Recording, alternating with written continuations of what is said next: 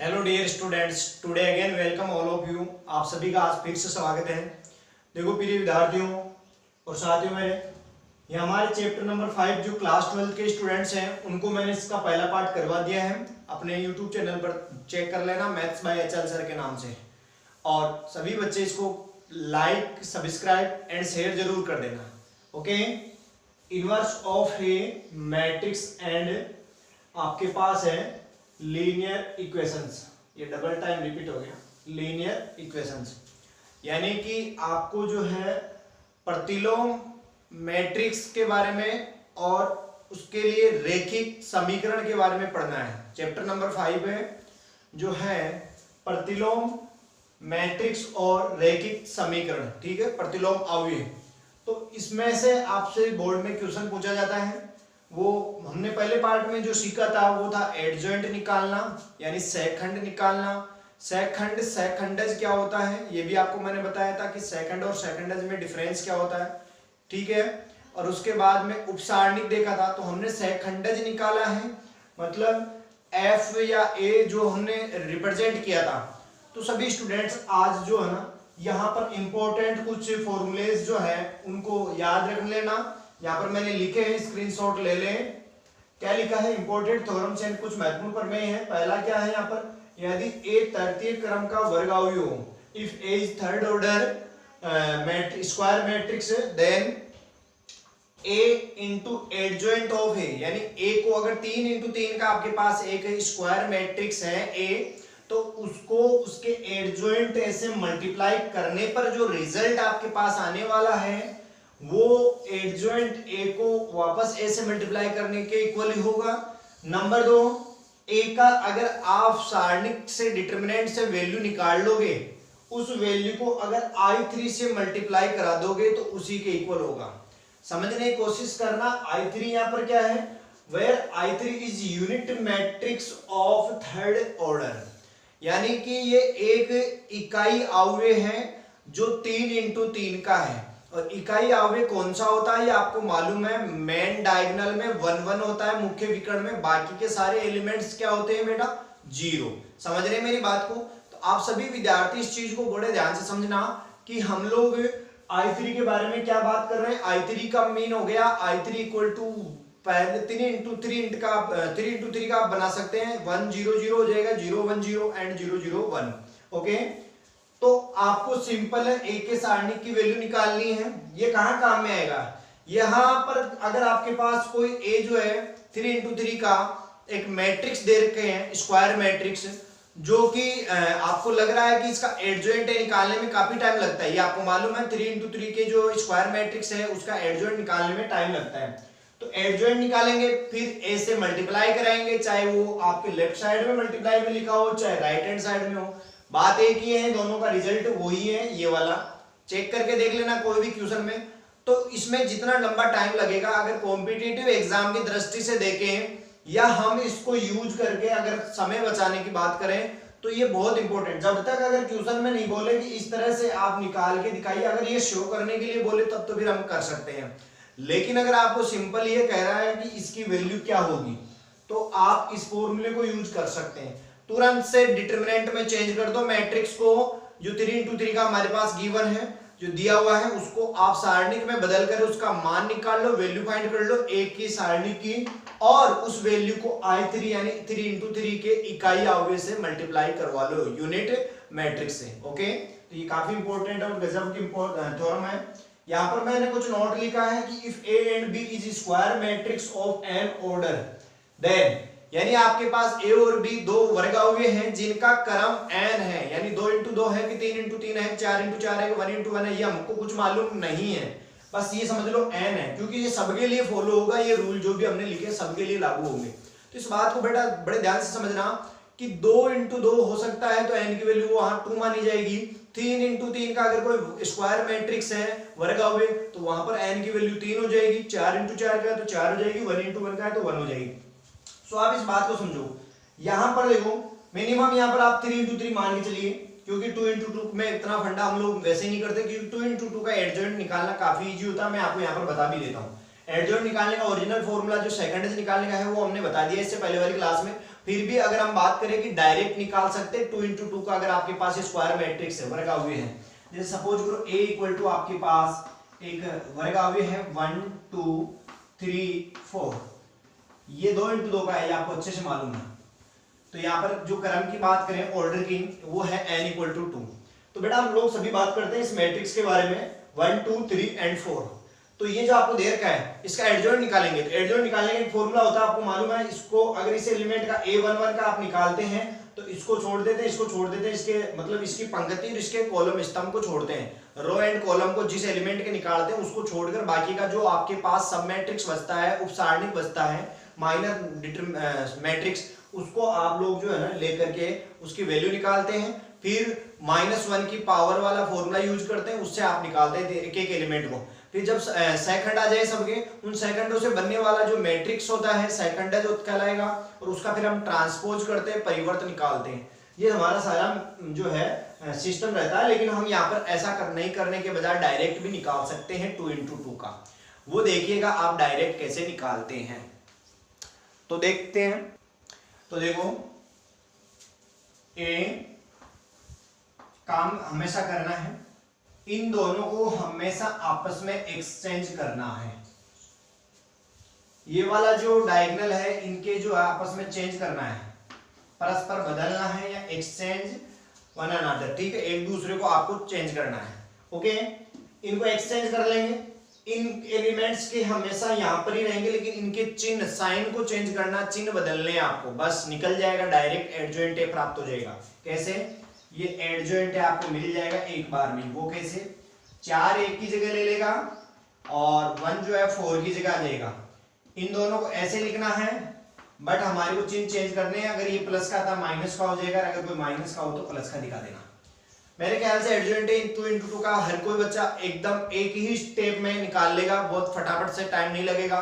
But 3 into 3 में जो है ना हम सारस मेथड ये लगते हैं, तो वो देखो हम 3 into 3 का बेस्ट वही है जो हमने सिखाया है। ये सब बकवास है जो भी हम कर रहे हैं, क्योंकि एकमात्र अगर हम लोग किसी क्वेश्चन को 60 सेकंड में कर रहे हैं और 55 सेकंड में कोई और मेथड है वो करवा देता है, लेकिन हमारे सही बैठता नहीं है और उसकी वजह से मिस्टेक होने के चांस अगर ज्यादा बन जाते हैं, तो वो 55 सेकंड वाला हमारे काम का नहीं है। ओके, तो एडजॉइंट ऑफ है वो निकालना है, तो बहुत ईजी है 2 into 2 में। हाँ, हम बात कर रहे थे यहाँ पर आपके पास इंपॉर्टेंट चीज कि एक को एडजॉइंट ऐसे मल्टीप्लाई करेंगे तो जो रिजल्ट आने वाला है, देखो 3 into 3 का है, आप सपोज करो 4 into 4 का है तो बहुत ज्यादा बड़ा हो जाएगा, लेकिन 3 into 3 एक एग्जांपल लेके चलो। अगर स्क्वायर मैट्रिक्स है 3 into 3 का वर्गाव्य आपके पास, और उस वर्गाव्य से आपको एडजॉइंट निकालने के लिए दे दे तो आपको काफी टाइम तो लगेगा ही, उसके साथ ही फिर ए से मल्टीप्लाई करने के लिए बोल दे तो और ज्यादा लंबा टाइम लग जाएगा, और जो कैलकुलेशन आएगी वो काफी लंबी आएगी। तो इससे बढ़िया है कि आप उसका जो है ना डायरेक्ट जो ए दे रखा आपको 3 into 3 का स्क्वायर वर्गाव्य जो दे रखा है स्क्वायर मैट्रिक्स, उसका तुरंत जो है डिटरमिनेंट सारणी में बदलकर मान निकाल लो, वैल्यू फाइंड करो, और उसको IN का मतलब जो भी ऑर्डर है 3 into 3 का तो 3 आ जाएगा, वही है ना, समझ रहे हैं, और 4 है तो 4 हो जाएगा, ठीक है। तो जो भी है उसको तुरंत इकाई अवयव से उसके संगत इकाई अवयव जो बनने वाला है 3 into 3 का है तो 3 into 3 का बना लीजिएगा इकाई अवयव यूनिट मैट्रिक्स। अगर 4 into 4 का है तो उसके हिसाब से, और उसको तुरंत उसके सारणिक के मान से गुणा कर दीजिए।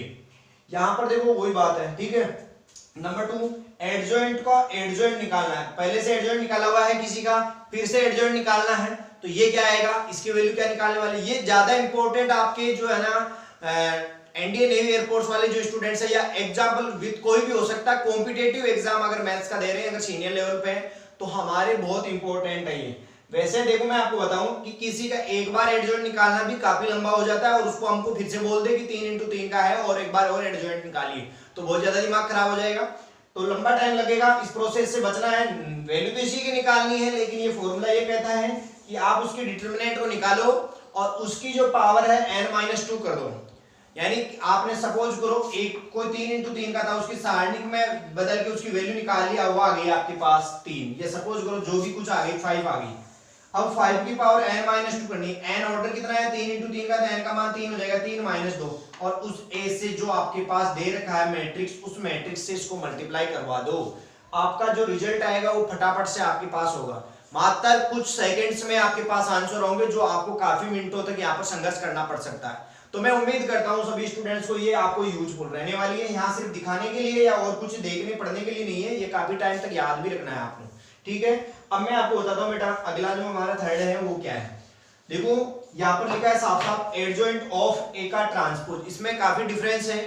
पहले ए का ट्रांसपोज निकाला गया, जो ए दे रखी थी आपके पास वर्ग अवयव दे रखा है स्क्वायर मैट्रिक्स, पहले उसका ट्रांसपोज परिवर्त निकाल रहे हैं। और ट्रांसपोज कैसे निकालते हैं, सिंपल है, डैश या ट्रांसपोज टी लगाते हैं। उसका मतलब होता है पंक्तियों को स्तंभों में एक्सचेंज कर दो और स्तंभ पंक्तियों में बदल जाएंगे।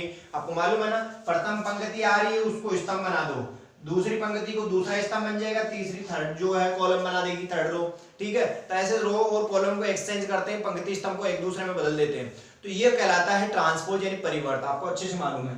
तो देखो इस पहले ट्रांसपोज करना है, उसके बाद में जो आपके पास मैट्रिक्स बन के आएगा ट्रांसपोज वाला, उसका एडजॉइंट निकालने के लिए बोल रहा है। अगर आपको उसका एडजॉइंट, ये काफी इंपॉर्टेंट है, ये आपके और काम में आने वाले, क्योंकि इस चैप्टर में जो क्वेश्चंस है कुछ एग्जांपल भी हैं, कुछ क्वेश्चन भी हैं, उनमें ये काफी इंपॉर्टेंट है। बच्चा ध्यान नहीं लगाता लेकिन इंपॉर्टेंट काफी है। ओके, यहां पर देखो एडजॉइंट निकालने के लिए बोले, अगर ट्रांसपोज करने के बाद में अपन को अगर एडजॉइंट निकालना है तो ये हम काम कर सकते हैं कि आपने एक का पहले एडजॉइंट निकाल लिया है, एक का ट्रांसपोज नहीं किया, आपने जो प्रोसेस बता रखी है सेकंड से निकाल लिया है एडजॉइंट। एडजॉइंट निकालने के बाद भी आप उसका ट्रांसपोज करेंगे, भाई एडजॉइंट निकालेंगे उसके बाद में उसका फिर से ट्रांसपोज करेंगे। ध्यान रखना, एडजॉइंट निकालने के लिए एक बार ट्रांसपोज की जरूरत तो हमको पड़ती है, वो तो एक उसका प्रोसेस है, लेकिन आपके पास फाइनली एडजॉइंट आ चुका, उसके बाद में उसका ट्रांसपोज कर दो, वो इस वैल्यू के इक्वल ही होगा, यानी उसके ट्रांसपोज के एडजॉइंट के इक्वल आ जाएगा। ठीक है, समझने की कोशिश करना, कुछ एग्जांपल और क्वेश्चन से हम और अच्छे से समझाने की कोशिश करेंगे। अभी देखो सभी स्टूडेंट्स, आपको ज्यादा से ज्यादा इस क्लास को देखना है और अब जो भी वीडियोज हैं उसको कंप्लीटली केयरफुली ध्यान से देखें। आप इधर उधर नहीं भगिए, क्योंकि आप लोग यहाँ पर बिल्कुल क्लास से भी अच्छा माहौल से पढ़ सकते हैं।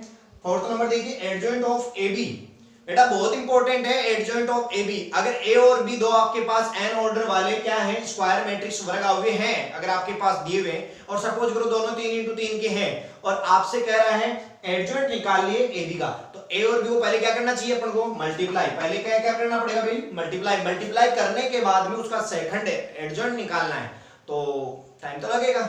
तो इसके लिए हम लोग क्या कर सकते हैं, ये भी यूज कर सकते हैं कि आपको एडजॉइंट बी का अगर आपके पास निकाला हुआ है या आप निकाल सकते हो, तो पहले एडजॉइंट बी को पहले लिख लो, एडजॉइंट ए को बाद में लिखना। ये कभी मत करना कि ये मल्टीप्लाई तो है, एडजॉइंट ए लिखो चाहे पहले एडजॉइंट बी लिखो, उससे कोई फर्क नहीं पड़ेगा। ये आपको मालूम होगा A B not equal to B A, ये हमेशा मल्टीप्लाई में कभी इक्वल नहीं होता। किसके लिए, मैट्रिक्स वाला चैप्टर थर्ड है हमारे, उसमें हमें साफ साफ ये रूल मालूम है कि ए और बी अगर कोई दो मैट्रिक्स हैं जिनका मल्टीप्लाई कर पा रहे हैं तो वो कभी जरूरी नहीं है कि बी ए के इक्वल ही हो। आ रहा है ना समझ में, ठीक है। तो वहां पर ये रूल था, लेकिन यहां पर भी हम लोग ये देख पा रहे हैं कि adjoint B into adjoint A करना, आपको बस ये ध्यान रखना है। अगर ए बी अंदर आ रहा है तो उसका अपोजिट करना है, एडजॉइंट लगाना, adjoint B into adjoint A, अलग अलग कर लो, फटाफट फटाफट दोनों का एडजॉइंट निकाल के मल्टीप्लाई कर लो, बात एक ही है। यानी आपसे कोई भी दोनों में से दोनों लगभग इक्वल टाइम लगने वाला है, लेकिन ये है कि आपको ये मालूम होना चाहिए, फॉर्मूला ऐसा भी होता है कि इसकी वैल्यू इसके इक्वल हमेशा होगी। अगर हो सकता है एग्जांपल में आपको एग्जाम में दे दे ए और बी दे दे, उनका एडजॉइंट निकाल के दे दे और आपसे कह दे कि एडजॉइंट ऑफ ए बी निकाले, उस कंडीशन में आप उनके एडजॉइंट्स को यूज नहीं कर पाओगे, बिकॉज आपको मालूम है एडजॉइंट बी की वैल्यू और एडजॉइंट ए के बारे में आपके पास अगर वैल्यू तो डायरेक्ट उनको वैल्यूज को रखेंगे और उसकी वैल्यू निकालने के लिए दोनों डायरेक्ट मल्टीप्लाई करते ही आपका आंसर आ जाएगा। तो क्वेश्चन में एक्स्ट्रा दिए हैं उसको आप यूज तभी करेंगे जब आपको ये पूछ रहा है और जो गिवन है उनके बारे में कोई आपको फॉर्मूला मालूम होगा। नेक्स्ट चलते हैं 5 नंबर, ए बी का होल इनवर्स है तो वो B inverse into A inverse के इक्वल होगा। ए और बी को पहले मल्टीप्लाई करना चाहिए इसके अकॉर्डिंग, तो अगर ये आपको फाइंड करना है तो पहले ए और बी मल्टीप्लाई होंगे, उसके बाद में आफ्टर आपको इनवर्स निकालना होगा। इसमें पहले बी इनवर्स निकाल लीजिएगा, फिर ए इनवर्स, आप दोनों इनवर्स के लिए पहले बी इनवर्स की वैल्यू फिर ए इनवर्स की वैल्यू रख के आप मल्टीप्लाई कर सकते हैं, तो इसकी वैल्यू इक्वल हो जाएगी। यहां पर भी ये काफी इंपॉर्टेंट है, ए के ट्रांसपोज अगर आपने निकाल लिया, पहले ए का ट्रांसपोज कर लो और उसका इनवर्स कर लो, बाद में इनवर्स निकाल लो, और अगर आपने ए का पहले इनवर्स निकाल लिया तो उसका ट्रांसपोज कर दो, बात एक ही है, दोनों इक्वल आने वाले। ओके, मैं उम्मीद करता हूं सभी स्टूडेंट्स को बहुत अच्छे से समझ में आ गया होगा। अब बेटा हम आगे बात करने वाले हैं क्वेश्चंस की। देखो 2x2 में बहुत ही सिंपल है, इनको आपस में एक्सचेंज करवाने, इनके चिन्ह बदलने हैं, बस आपको सीधा सेकंड मिल जाएगा 2x2 का।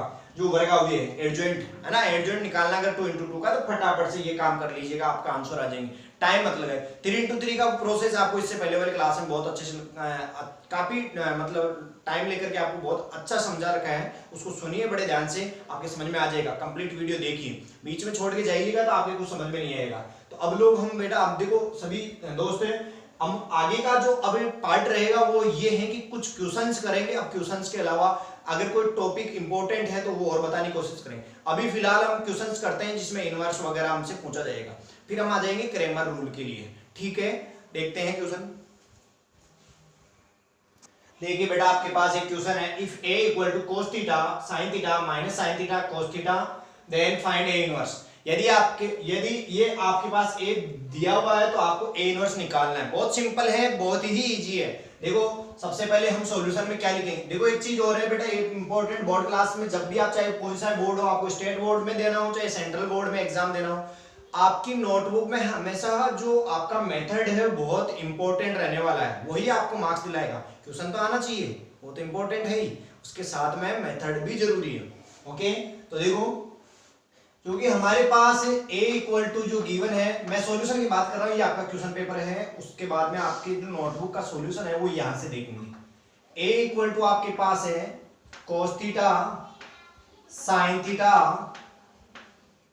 Minus sin theta cos theta, और उसके आफ्टर आपसे देन हम देखें तो इसलिए इसका डिटरमिनेंट निकालना पड़ेगा, सारणिक निकालना पड़ेगा, उसमें चेंज करना पड़ेगा।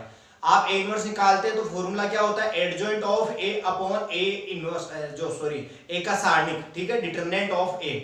तो ये फॉर्मूला है, तो सीधी सी बात है पहले इसी, और मैंने ये भी बताया था कि ये पहले निकालते हैं, अगर ये 0 आ गया तो यहाँ पर a इनवर्स पॉसिबल नहीं होगा। ठीक है, ये आपको देखना पड़ता है। तो देखो a इक्वल टू सारणिक में अगर चेंज करेंगे तो ये मैट्रिक्स का साइन जो है अवयव का वो हट जाएगा, सीधा सारणिक का चिन्ह लग जाएगा। और सारणिक जो होती है डिटरमिनेंट, एक वो नंबर होता है, सिर्फ एक नंबर, ये नंबरों का एक ग्रुप होता है, माइनस का साइन थीटा और ये हो जाएगा cos थीटा। अगर बदल दिए तो इसकी वैल्यू आएगी निकल के, नहीं है क्या, तो वैल्यू निकाल सकते हैं, इसको इससे मल्टीप्लाई कराते हैं cos स्क्वायर थीटा, फिर माइनस का साइन लगाते हैं, और अब इन दोनों का मल्टीप्लाई करेंगे, इन दोनों का मल्टीप्लाई करेंगे, माइनस का साइन स्क्वायर थीटा आएगा, साइन पहले से ही माइनस का लगा हुआ है, माइनस माइनस क्या बन जाएगा बेटा, प्लस साइन स्क्वायर थीटा। आप लोगों को ये पता होगा ये क्या है, 1 कि इसकी जो वैल्यू होती है मैथमेटिकल अगर देखा जाए तो मेथड से 1 है, sine square theta plus cos square theta. अब आप लोग कह सकते हैं जो कि नॉट इक्वल टू 0, बिकॉज आपको एक जो आ रहा है संख्या, जो सारणिक का मान आ रहा है वो 1 आ रहा है, वो 0 तो नहीं हो सकता, इसका मतलब यहां पर इनवर्स इसका पॉसिबल है। So this inverse is possible, ये एग्जिट, ठीक है, ये आप कह सकते हैं इज एग्जिस्ट। ठीक है, नाउ अब अपन बात करते हैं एडजॉइंट की। बेटा एडजॉइंट निकालने के लिए आपको मालूम है 2 into का है, तो ये बहुत ही सिंपल है, फटाफट से निकल जाएगा। कैसे निकालेंगे देखिए, इनका तो आपस में चेंज कराना होता है, तो ये cos थीटा ही है, तो चेंज यही रहेंगे cos थीटा ही, और यहां पर इस कॉर्नर में भी cos थीटा ही आएगा। इनके चिन्ह चेंज करने हैं, ये माइनस का है तो प्लस साइन थीटा हो जाएगा बेटा, और ये प्लस साइन थीटा है तो माइनस का साइन थीटा आपके पास होगा। और आप लोग इसको जो है एडजॉइंट ए को निकाल चुके हैं, कोई आपको ट्रांसपोज नहीं करना, डायरेक्ट एडजॉइंट ए आ चुका है। अब अपन ए इनवर्स की बात करने वाले हैं। सो ए इनवर्स का फॉर्मूला जो होता है वो आप यहां पर नोट करें, इसलिए A inverse equal to adjoint of A upon A का सारणिक डिटरमिनेंट। ठीक है, ये आपका फॉर्मूला है। अगर इस फॉर्मूले के अकॉर्डिंग चले अपन तो देखते हैं ए इनवर्स इक्वल टू क्या आएगा, एडजॉइंट ऑफ ए कितना है भाई, ये रहा आपके पास, और सारणिक का मान क्या है 1 से डिवाइड करना है, इसको 1 से डिवाइड करना है। तो देखो मैं 1/1 लिख लेता हूं, ये 1 मान लो, एडजॉइंट ए के मल्टीप्लाई में 1 मानेंगे तो 1/ सारणिक ए का मान 1 आ गया, वो मैंने नीचे लिख दिया, और मल्टीप्लाई में एडजॉइंट ए कितना है, मल्टीप्लाई में देख लेते हैं, ये रहा cos थीटा माइनस का साइन थीटा प्लस का एंड कॉस थीटा आ चुका है। और यहां पर फाइनल हमारा ए इनवर्स जो होगा 1 से तो कोई फर्क नहीं पड़ने वाला, यही आ जाएगा कॉस थीटा माइनस का sine theta and sine theta plus का एंड कॉस थीटा। ठीक है बेटा, ये आपके पास आंसर आ चुका है, ये आंसर लिख के छोड़ दे बोर्ड में। यदि ये मेथड से आपने एक क्वेश्चन कर लिया है, कोई मार्क्स नहीं काट सकता, 1/4 के भी गुंजाइश नहीं है यदि आपने केयरफुली ध्यान से बिना काटे आपने क्वेश्चन किया है। ठीक है, यहाँ पर लिखना होता है कि नॉट इक्वल टू 0, इसका मतलब इसका जो है इनवर्स पॉसिबल है। ठीक है, आगे बात समझ में। अब अपन बात करते हैं अगले क्वेश्चन की ओर चलते हैं, वो भी अच्छा क्वेश्चन होगा। देखो मैं एक छोटा सा क्वेश्चन और करवा देता हूं, जो सीबीएसई आरबीएसई जो भी होता है सारे बोर्ड्स के लिए इंपॉर्टेंट है, बहुत अच्छा क्वेश्चन है। देखो सबसे पहले हमारे पास एक ए जो है हमारे को गिवन है, दिया हुआ है कि 3 × 3 का क्या है, स्क्वायर मैट्रिक्स है, वर्ग अवयव है। ठीक है, उसके आफ्टर आपको ये भी कह रखा है कि एक के जो सारणिक का मान है वो कितना है, 4 है। ये भी समझ लो, आप समझ में आ गया होगा। और आपसे पूछा जा रहा है देन आपको ये निकालना है कि तो ये बताइए मुझे कि 3 × 1 के सारणिक का मान क्या होगा। ये इस टाइप का जब क्वेश्चन आता है हमारे पास तो हम क्या कर सकते हैं, कैसे करना चाहिए इसको। तो मैं फॉर्मूला आपके मिस हो गया, वो शायद आप ध्यान में रखना। कैसे कि अगर आपके पास कोई n ऑर्डर का n × n मतलब n क्रम का अवयव है, n ऑर्डर का कोई स्क्वायर मैट्रिक्स है। ठीक है, तो ये ध्यान रखना हमेशा। और के कोई जो है इसके कांस्टेंट या कोई अचर संख्या मान लीजिए, समझ रहे मेरी बात को, के क्या है, अचर संख्या यानी कांस्टेंट है। ये भी आप समझ लें, कोई भी नंबर हो सकता है कांस्टेंट। तो आपसे कोई पूछे कि सारणिक के इंटू ए की वैल्यू का मान क्या होगा, पहले ही सारणिक को कैसे मैट्रिक्स को पहले कैसे मल्टीप्लाई कर रखा है अंदर, भाई सारणिक तो बाद में लगाना है, डिटरमिनेंट का साइन तो एक को पहले कैसे मल्टीप्लाई कर रखा है। इस केस में हम लोग क्या करने वाले हैं, के को बाहर निकालेंगे लेकिन उसकी पावर कितनी होगी जितना इसका ऑर्डर है, और उसके बाद में उससे एक के डिटरमिनेंट की वैल्यू से सारणिक के मान से गुणा कर देंगे, तब आपको इसका मान मिल जाएगा। तो ऐसा इसमें होने वाला है। देखिए 3 क्या है, एक अचर राशि है जो ए से पहले गुणा हो रखी है। ए क्या था, अवयव था, स्क्वायर मैट्रिक्स वर्ग अवयव। जो मैट्रिक्स है उसको पहले ही आपको किससे मल्टीप्लाई करना है, 3 से, और उसके बाद में उसका जो है सारणिक का मान निकालना। तो ये कैसे निकाला जाएगा, देखिए आपको 3 को पहले बाहर निकालना है, के को इसकी तरह, और उसकी पावर घात कितनी लगानी है, जो इसका ऑर्डर है n की वैल्यू कितनी है 3, तो 3 की पावर कितनी हो जाएगी 3, और मल्टीप्लाई में क्या आ जाएगा, एक सारणिक है, और सारणिक ए का मान कितना है आपको मालूम है ना।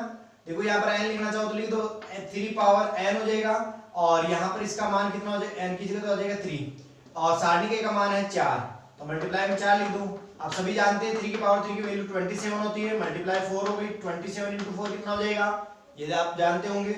यहाँ पर 108, ये आपका इस क्वेश्चन का आंसर होगा। बहुत ही सिंपल क्वेश्चन था, लेकिन ये रूल मालूम होना चाहिए, तो ये थोड़ा सा ध्यान में रखना।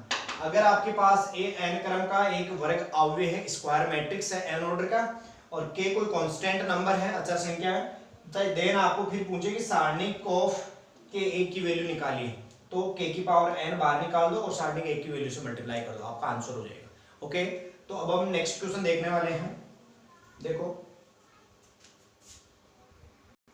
नेक्स्ट क्वेश्चन आपके पास आ चुका है, if a equal to b equal to then prove that ab का whole inverse equal to b inverse of a inverse.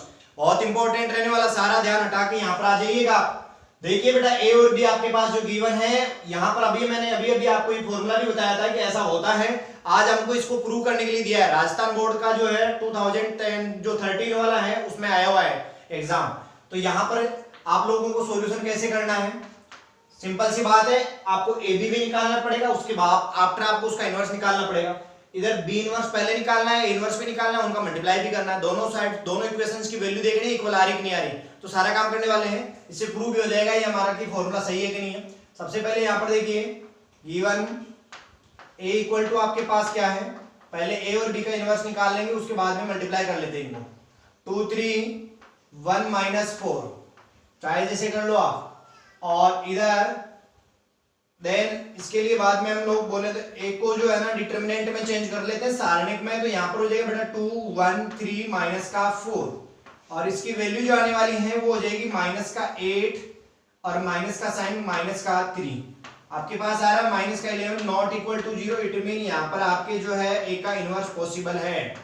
समझ में आ गया ना, अस्तित्व है ए इनवर्स का, ये लिखेंगे अतः ए इनवर्स का अस्तित्व होगा। ये हिंदी मीडियम वाले स्टूडेंट्स ये जरूर लिखें, जब भी हम ये वैल्यू नॉट इक्वल टू 0 लिखेंगे उसके जस्ट नीचे आपको ये लिखना होगा अतः ए इनवर्स का अस्तित्व है, यानी कि सो ए इनवर्स जो है इज एग्जिस्ट।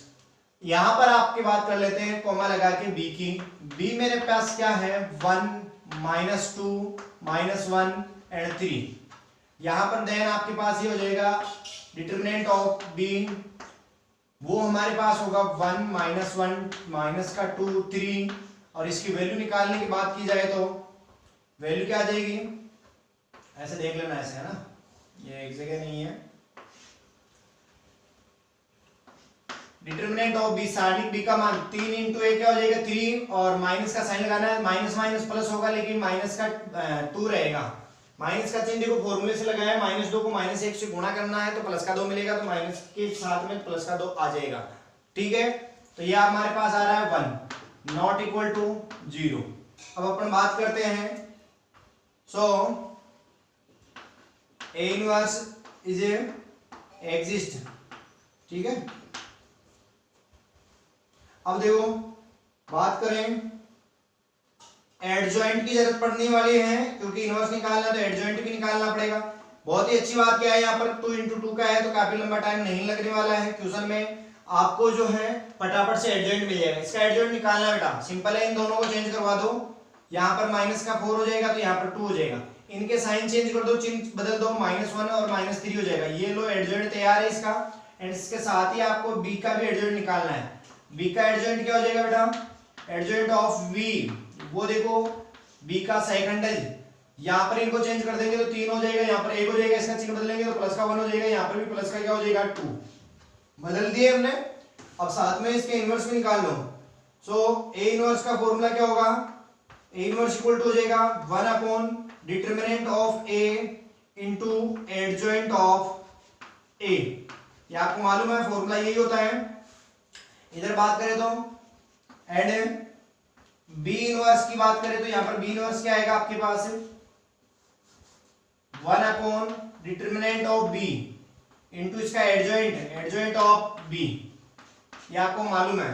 तो देखो बेटा सिंपल है, ए इनवर्स इक्वल टू यहां पर क्या मिल जाएगा आपको 1 अपॉन डिटरमिनेंट ऑफ ए, इसकी वैल्यू है माइनस का 11, तो 1 बट्टा माइनस का 11 है आपको यहाँ पर दिखेगा, और यहाँ पर जो आपके पास है मैट्रिक्स है वो है एडजॉइंट ए। एडजॉइंट ए हमारे पास क्या है माइनस का 4 माइनस का 1 माइनस का 3, ये 2 आ गया। ओके, इधर बात की जाए तो इधर बात करें तो बी इनवर्स इक्वल टू हो जाएगा आपके पास 1 अपॉन डिटरमिनेंट ऑफ बी, सारणिक बी का मान कितना है 1 है आपके पास, और यहाँ पर मल्टीप्लाई में एडजॉइंट बी, यानी कौन सी मैट्रिक्स है ये वाली, ये मैट्रिक्स आपके पास यहाँ पर दिख रही है 3 1 2 1। बहुत ही सिंपल है, हम लोग वंस को जब 1 से डिवाइड करेंगे तो कोई फर्क नहीं पड़ने वाला है, इसमें यही हमारा बी इनवर्स हो जाएगा, जिसको मैं आगे अगर लिखना चाहूँ तो ये लिख सकता हूँ 3 1 2 1। समझ में आ गया बेटा।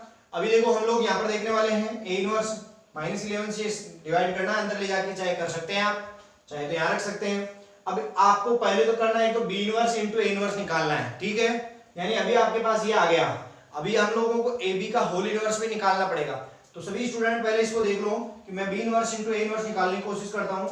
देखते हैं बेटा, अभी इन सब चीजों को हम साफ कर सकते हैं, बिकॉज ए और बी को मल्टीप्लाई करेंगे। अब इनको आप याद मैं यहीं रहने देता हूँ, इनको हटाते नहीं है, यहाँ से इसको मैं हटा देता हूँ, ये लो, हमारे को इनकी जरूरत नहीं है अभी, बस ये चाहिए हमारे को इनवर्स लास्ट में मल्टीप्लाई करने के लिए। या मल्टीप्लाई आप चाहे तो पहले कर देते हैं, इधर मल्टीप्लाई कर देते हैं इन दोनों का मल्टीप्लाई करेंगे तो क्या होगा B inverse A inverse equal to, B inverse की वैल्यू पहले आ जाएगी, आप चाहे तो रख सकते हैं 3 1 2 1 मल्टीप्लाई 1 अपॉन माइनस का 11, यानी 1 अपॉन -11 इंटू में मैट्रिक्स क्या है -4 -1 -3 2, -4 -1 -3 2। ये समझ में आ गया होगा, दिख रहा है ना। यहां पर देखिए -3 -2 सॉरी +2 ये मैंने लिख दिया है, ठीक है। अब यहां पर देखो इसकी वैल्यू क्या आ रही है, B inverse A inverse equal to, ये माइनस का जो 1/11 है वो चाहे आप आगे लिख लो, इससे कोई फर्क नहीं पड़ने वाला है, इनका मल्टीप्लाई करवाना आपको। तो देखो सिंपल सी बात है बेटा, पहली रो पहले कॉलम से क्या होगी, मल्टीप्लाई होगी। पहली पंक्ति दूसरे पहले स्तंभ से मल्टीप्लाई होगी, तब जाकर पहला एलिमेंट आएगा, फर्स्ट एलिमेंट आएगा जो मल्टीपल है उसका, गुणा का। 3 को आप करेंगे -4 से गुणा, तो माइनस का 12 आपको प्राप्त होने वाला है। और यहां पर जो 2 है वो -1 से मल्टीप्लाई होगा, तो यहां पर हो जाएगा -2, ठीक है। -12 -2। अगली देखो फर्स्ट रो को दूसरे कॉलम से आप प्रथम पंक्ति को दूसरे स्तंभ से मल्टीप्लाई करेंगे, तो दूसरा जो एलिमेंट है वो आएगा। कौन सा एलिमेंट आएगा दूसरा, पहली पंक्ति का, फर्स्ट रो का। तो यहाँ पर देखो 3 इंटू -3 तो -9 हो जाएगा। यहाँ पर थोड़ी जगह छोड़ के लिख देते हैं आगे, -9। और यहाँ 2 को प्लस के 2 से मल्टीप्लाई करेंगे तो प्लस का 4 आएगा, वो यहाँ पर नोट कर देते हैं। अब सेकंड रो, तो सेकंड रो से यहाँ पर सेकंड रो इसकी मल्टीप्लाई वाली बनेगी, तो सेकंड रो को किससे मल्टीप्लाई करेंगे, फर्स्ट कॉलम से, तो इसका फर्स्ट एलिमेंट आएगा। सेकंड रो को सेकंड कॉलम से मल्टीप्लाई करेंगे तो यहाँ पर इसका सेकंड एलिमेंट आ जाएगा, ठीक है, दूसरा अवयव आ जाएगा। और पहला अवयव आपको पहले स्तंभ से गुणा करने पर मिल जाएगा। तो 1 -4 हो जाएगा, और ये माइनस का कितना हो जाएगा, 1 हो जाएगा। आप मल्टीप्लाई करेंगे, यहाँ पर देखिए फिर से 1 को -3 से मल्टीप्लाई करेंगे तो -3 आ जाएगा, और प्लस का क्या हो जाएगा आपके पास 2। तो मेरे ख्याल से यहां तक आपके समझ में आ गया होगा। अब देखो बेटा B inverse into A inverse equal to -1/11, यहां पर क्या आ रहा है, -14 -5 और यहां पर -1। ये समझ में आ गया। और यहां पर माइनस चिन्ह को, जो माइनस का साइन है वो कॉमन ले लो, तो माइनस माइनस क्या हो जाएगा, प्लस। तो ये हो जाएगा प्लस का 1/11, और चाहे तो माइनस के 1/11 को अंदर ले जाके आप मल्टीप्लाई करा दो, बात एक ही है। यहाँ पर आ जाएगा आपके पास 14/11, 5/11 और 5/11, और यहाँ पर भी 1/11 हो जाएगा। ये आपके पास इसका मान आ चुका है, B inverse into A inverse. इसको आप इक्वेशन फर्स्ट दे सकते हैं। और यहाँ पर देखिए अब अपन ए बी की बात करने वाले, ए आपके पास है, बी आपके पास है। देखो ए और बी आपके पास है, तो ए इंटू बी की बात करने हैं। ए बी आपके पास है, नाउ ए बी आप कैसे निकालेंगे, ए की वैल्यू को पहले पुट कर लेते हैं, 2 3 1 -4, मल्टीप्लाई में बी की वैल्यू पुट कर देते हैं, 1 -1 -2 3। इनको मल्टीप्लाई करेंगे, बहुत ही सिंपल है, फटाफट से कर सकते हो आप। फर्स्ट रो फर्स्ट कॉलम, 2 एकम 2 आपके पास ऐसे कर सकते हो, 2 1 जा 2, फिर आपके -3 आ जाएगा, फिर इसको इससे मल्टीप्लाई करेंगे तो 2 इंटू -2 कितना हो जाएगा, -4 हो जाएगा, और प्लस का 3 इंटू 3 कितना हो जाएगा, 9 हो जाएगा। अब इसकी बारी इससे मल्टीप्लाई होगी फर्स्ट। देखो जब आपकी जो पहला यहाँ पर होता है ना, पहला मैट्रिक्स, उसका मतलब होता है कि उसकी आपने अगर दूसरी पंक्ति ले रखी है, इसका मतलब आपकी जो मल्टीप्लाई जो गुणा का पूरा रिजल्ट आ रहा है उसकी भी दूसरी ही रो बनेगी, सेकंड रो। अगर इसकी सेकंड रो है तो इससे इसकी सेकंड रो बनने वाली है। अब सेकंड रो में पहला एलिमेंट किससे बनेगा, आपकी अगर ये दूसरी रो पहले स्तंभ से पहले कॉलम से मल्टीप्लाई होगी तब पहला बन जाएगा, दूसरे से होगी दूसरा बन जाएगा, तीसरे से होगी तीसरा बन जाएगा। ओके, तो यहाँ पर देखो 1 इंटू 1 कितना हो जाएगा, 1, और माइनस माइनस प्लस का 4 हो जाएगा, सिंपल है। 1 इंटू 2 माइनस का है तो बेटा देखो माइनस का 2 हो जाएगा, और ये माइनस का कितना हो जाएगा, 12 हो जाएगा। सिंपल है, यहाँ तक आपके समझ में आ गया होगा। तो मैं उम्मीद करता हूँ ये आपके यहाँ पर जो है माइनस का 1 प्लस का 5 और 5 प्लस का माइनस का कितना हो जाएगा 16, सॉरी 12 4 3 या 12 होता है तो माइनस का 12 तो माइनस का 14 ही होगा। ओके, ये आपके पास ए बी आ चुका है। अब बेटा ए बी आने के बाद में आप लोग क्या करेंगे, इसका और इनवर्स निकालना है, ए बी का होल इनवर्स निकालना है ना। ए बी का होल इनवर्स निकालने के लिए आपके पास एक मैट्रिक्स है जिसका इनवर्स निकालना है, तो हम लोगों को पहले इसको डिटरमिनेंट सारणी में बदल के इसका मान निकालना पड़ेगा कि इसका इनवर्स पॉसिबल है कि नहीं है। ठीक है, तो देखो सो नाउ ए बी को आप चेंज कर रहे हैं सारणी में, तो देखो सारणी में मैं चेंज कर देता हूँ, माइनस का 1 5 प्लस का 5 यहाँ पर माइनस का 14, ये आप बदल दें। तो इसकी वैल्यू क्या होगी, पहले इनको मल्टीप्लाई कराते हैं, 14 आ जाएगा प्लस का, फिर माइनस का साइन लगाते हैं, 5 × 5 कितना हो जाएगा माइनस का 25। मेरे ख्याल से यहाँ पर कितना हो जाएगा माइनस का, देखिए बेटा 11 नॉट इक्वल टू 0। ये आपको मालूम है -11 की वैल्यू कभी 0 नहीं हो सकती, ठीक है। सो यहाँ पर हम कह सकते हैं कि जो है ए बी का इनवर्स है वो क्या होगा, इज एग्जिस्ट, यानी यहाँ पर एग्जिस्ट करता है, पॉसिबल है, ठीक है। नाउ अगर अपन बात करें अब एडजॉइंट की, तो एडजॉइंट ऑफ ए बी जो हमारे पास एक मैट्रिक्स दे रखा है उसका अपन को क्या निकालना है बेटा, एडजॉइंट तो 2 × 2 का ये ए बी, तो बहुत सिंपल है, इनको तो आपस में बदलवा दो, यानी इनकी तो जगह चेंज करनी है, माइनस का 14 यहाँ पर होगा, माइनस का 1 यहाँ पर होगा, इनके साइन चेंज करने हैं, ये माइनस का 5 हो जाएगा, ये माइनस का 5 हो जाएगा, ये आपके पास तैयार है। और अब आपको इसका इनवर्स निकालना है, मैं इसको हटा सकता हूं क्योंकि हमने ये यूज कर लिया उधर, ठीक है। तो देखो ध्यान से, यहां पर आपके पास आने वाला है ए बी का इनवर्स, होल इनवर्स, उसका फॉर्मूला आप लिखिएगा 1/, जिसका भी आप इनवर्स निकालते हो उसके पूरे के डिटरमिनेंट का साइन लगा होना चाहिए, सारणिक का चिन्ह लगा होना चाहिए, और मल्टीप्लाई में एडजॉइंट ऑफ उसका ही जिसका हम निकाल रहे हैं इनवर्स ए बी, ठीक है बेटा। तो सिंपल है, यहां पर रख दो आप 1/, इसे ए बी के सारणिक की जो वैल्यू है वो कितनी है हमारे पास, -11 माइनस का 11, और मल्टीप्लाई में हमारे पास यहाँ पर क्या आ जाएगा, देखिए आपके मल्टीप्लाई में ये आ जाएगा एडजॉइंट वाला मैट्रिक्स यही है ना, ये वाला, तो यहाँ पर लिख लो इसको -14 -5 और -1। आपको मालूम है ये मैट्रिक्स है, मैट्रिक्स का सभी प्रत्येक एलिमेंट, एवरी एलिमेंट मल्टीप्लाई होता है जो बाहर कोई अचर नंबर होता है, बाहर कोई भी संख्या होती है, कोई भी कांस्टेंट नंबर होता है, जब आप उसको मल्टीप्लाई के लिए अंदर लेके जाते हो तो आपके मैट्रिक्स का प्रत्येक एवरी एलिमेंट को मल्टीप्लाई करना पड़ता है, सारे के सारे मल्टीप्लाई होंगे, फर्स्ट सेकंड थर्ड रो के सारे। अगर ये सारणिक होता यानी डिटरमिनेंट होता तो या तो एक रो होती या फिर एक ही कॉलम मल्टीप्लाई होता इससे, ठीक है। तो ये ध्यान रखना, ये हमारे पास हमेशा मैट्रिक्स होती है, बिकॉज एडजॉइंट वाला जो होता है वो एक मैट्रिक्स होता है, नॉट ए डिटरमिनेंट, ठीक है। तो इसको हम मल्टीप्लाई कर लेंगे तो हमारे पास आ जाएगा -1/11 से मल्टीप्लाई करेंगे अंदर, तो ये हो जाएगा प्लस का 14/11, फिर से ये हो जाएगा प्लस का 5/11, ये भी प्लस का 5/11 हो जाएगा, ये प्लस का 1/11, ये आपके पास आ चुका है ए बी का होल इनवर्स। आप सब समझदार है बेटा, ये किसकी वैल्यू है, अगर मैं आपसे पूछूं ये किसकी वैल्यू है, तो इक्वेशन फर्स्ट से देखिए B inverse into A inverse.